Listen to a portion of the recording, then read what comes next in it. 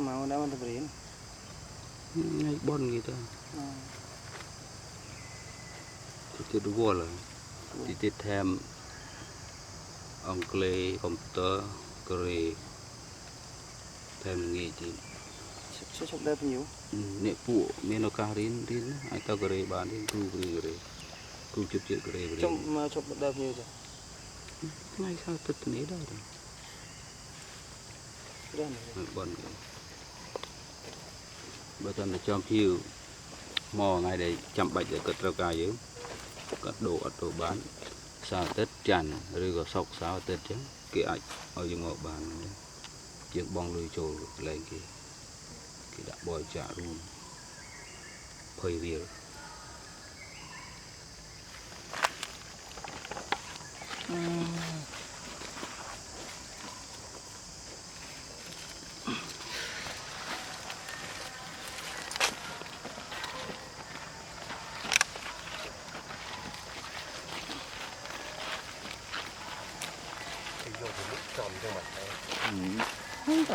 ở trong cái bộ thiên à đằng tu thiên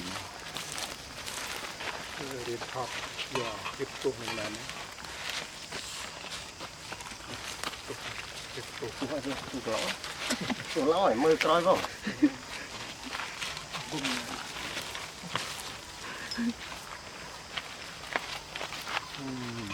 vậy họ đây vậy họ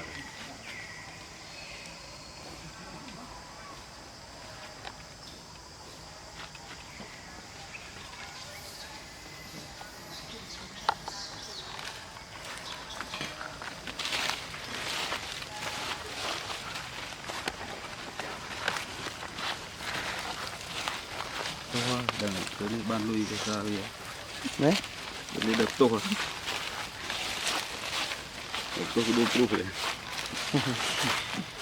cũng rất mệt rất nhiều ra bây giờ ra thực tích mò đó là mò này rồi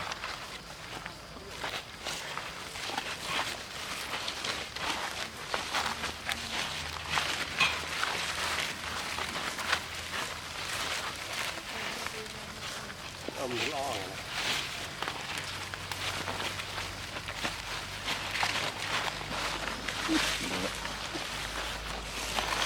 rồi vậy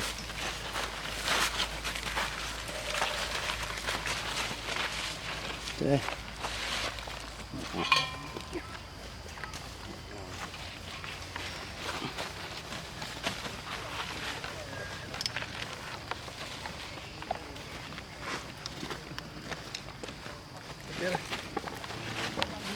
đang lấy tròn đối diện với đây cái lát rồi ôi tạm cái chỗ đập rồi này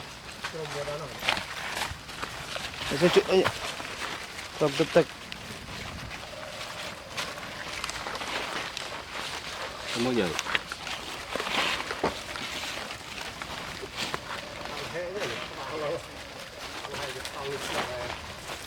svat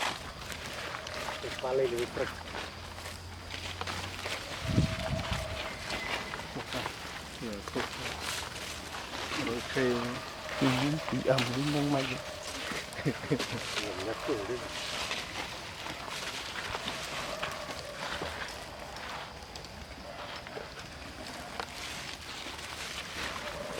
con không ao lắm rồi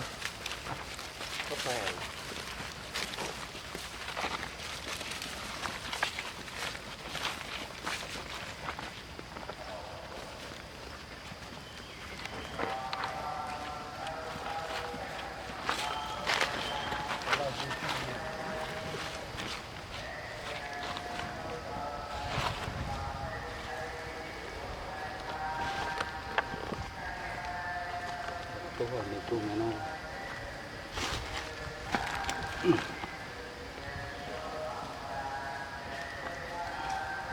giờ được sao lại liền này này liền rất đau lưng trên hai nó chết liền mà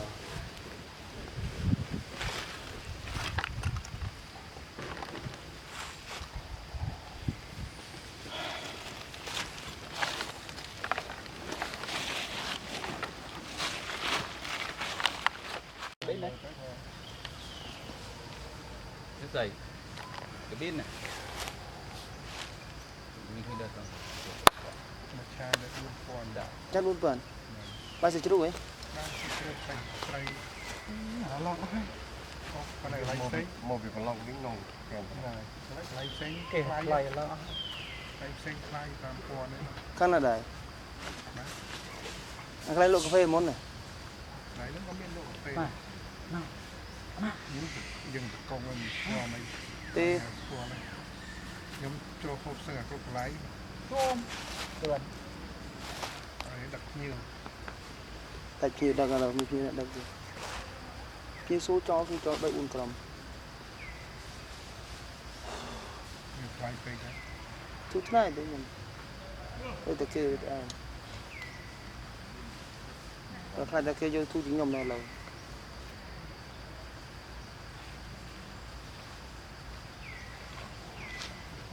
bây giờ đã 7 ngày đó ai ban son đâm cắt xì cái đấy học sẽ đi chặt sẽ đi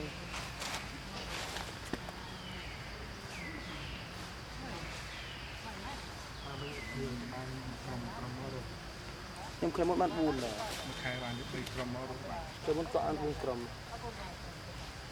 một nghĩa ngày muốn tôi nó bán 7 ngày bán trường mà rồi này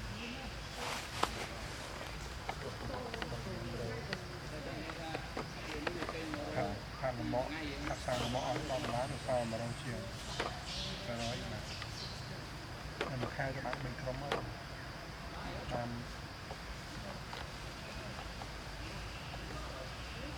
bây giờ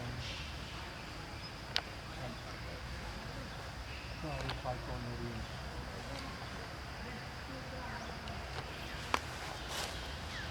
rồi tình là mọ mà thu lại rất là mình lùi tô mua nè cô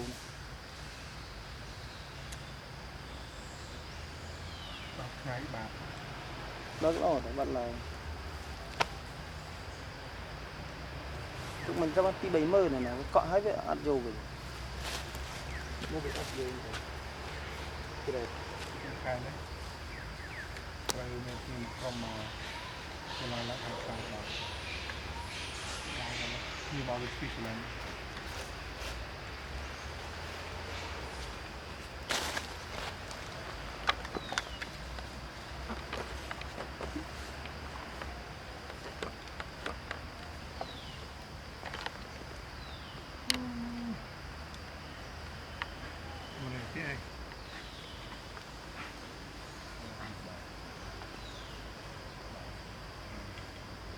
cha nó hay lắm đọc xoắn chán hay cái từ bài trà nó đọc xong mà thì nó phải mong trà nó mó bạn về kèo từ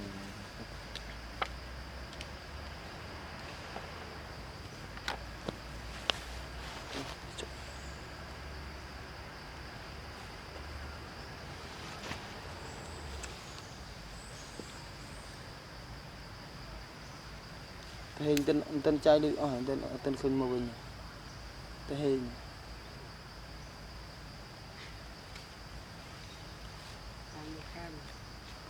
hả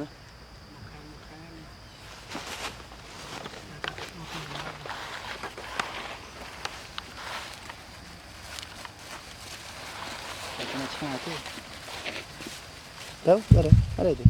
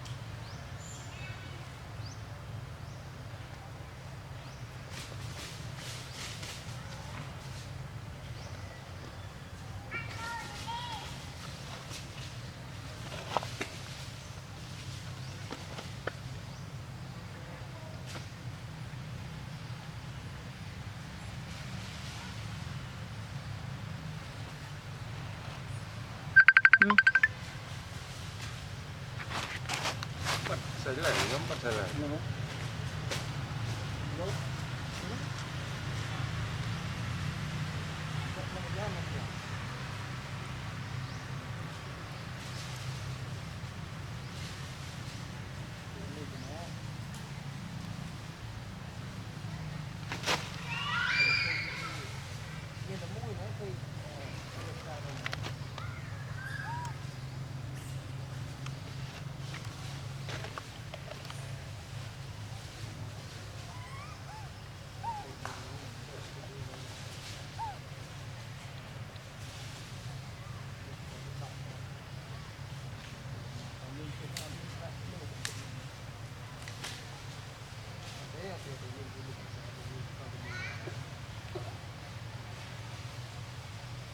អ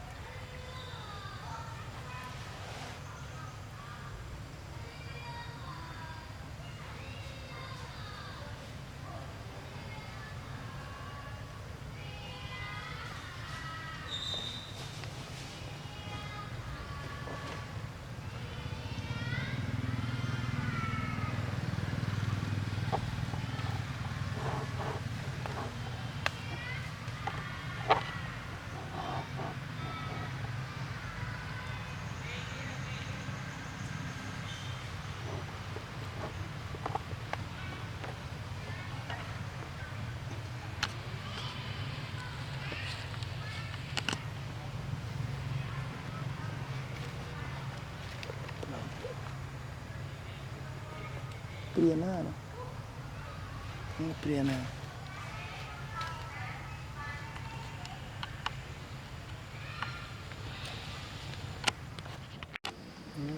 Và chôm mà crom nữa tùy clay hả Chỗ về tiết rồi bây giờ. Chỗ này có chân rồi. Lúc mix à. ta nồi mà prực này một Rồi đó cái set đánh chứ. Set đánh chứ cô bị bệnh hả? Ở đây mình về nhà đi. Rồi. gì nhôn điện mùi từ này Nè, khổ như thế.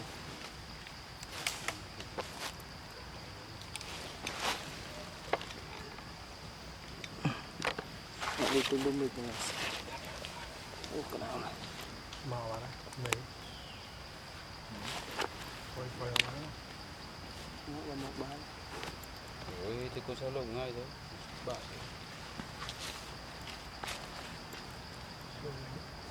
Lên. Là cái ra gần này bỏ cái cái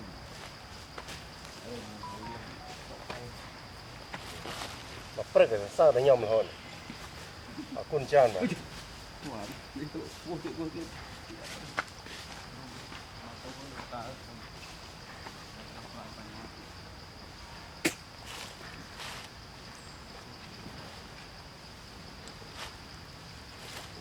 Sro liền.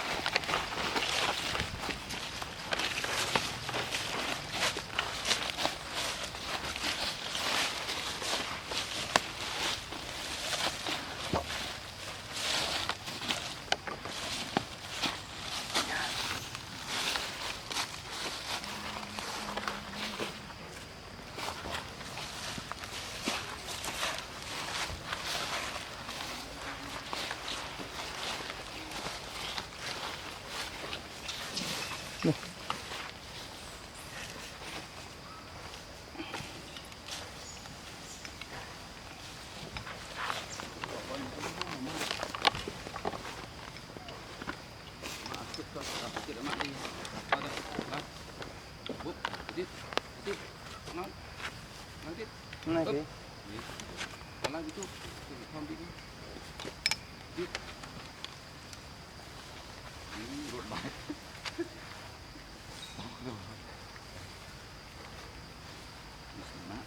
Có chứ, thế kì. Thế kì này. anh sạch À sát. Bắt chụp đi. Tao mò cái nó không nổ cái. Cái lần.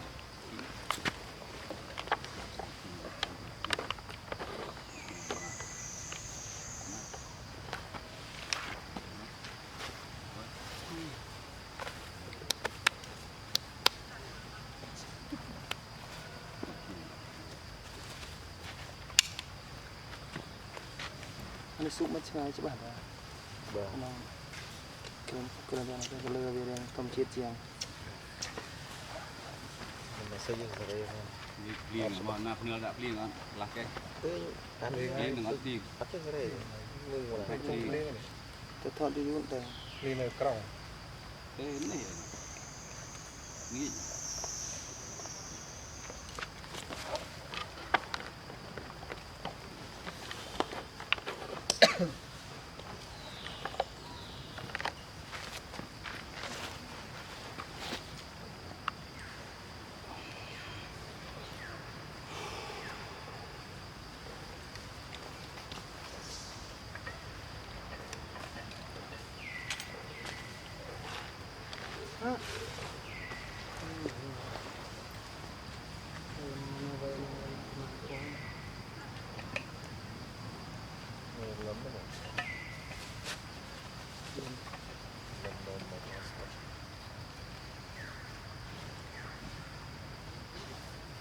ngoài ra chỗ đất ở đây chỗ đất này cùng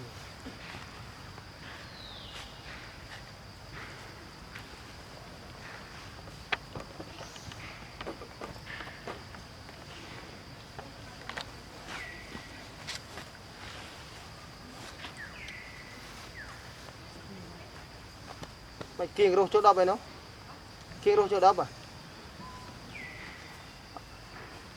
kiêng vì thế nào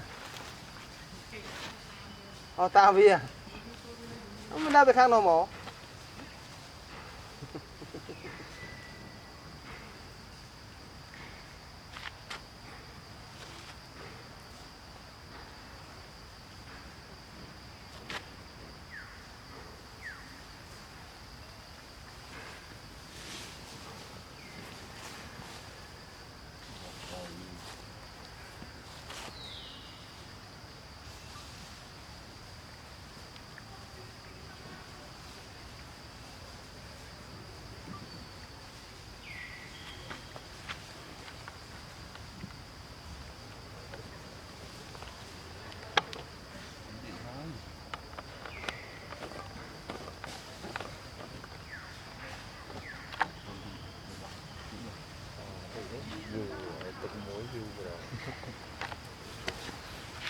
cái nào đi xây lên mồ đào thành tí thật là độ ngôi gì như tôm vậy không phải là đang chuyển lại được rồi con lơ luôn hả đây không phải là được chứ ai mày bảo bằng internet không mày vào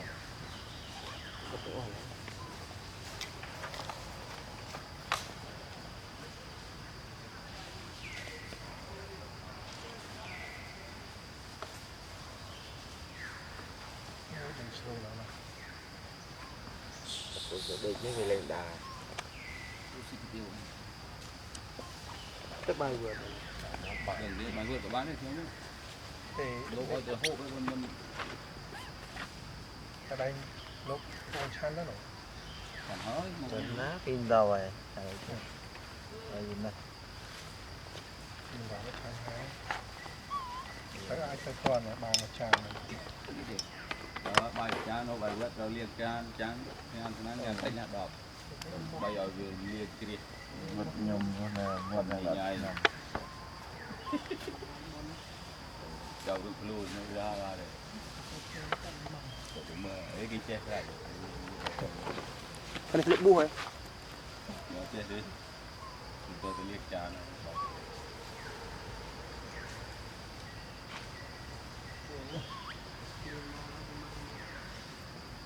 after skin rất đã bài để ăn của tôi cái gì chanh mà cái bài nó đi và cái nhóm này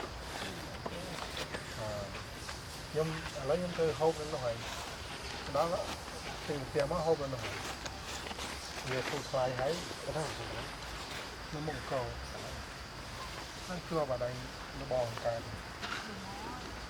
như nàyคือว่าไล่ cái cái rồi nó cần coi thằng một thằng lấy thằng một thằng lấy em đang là bò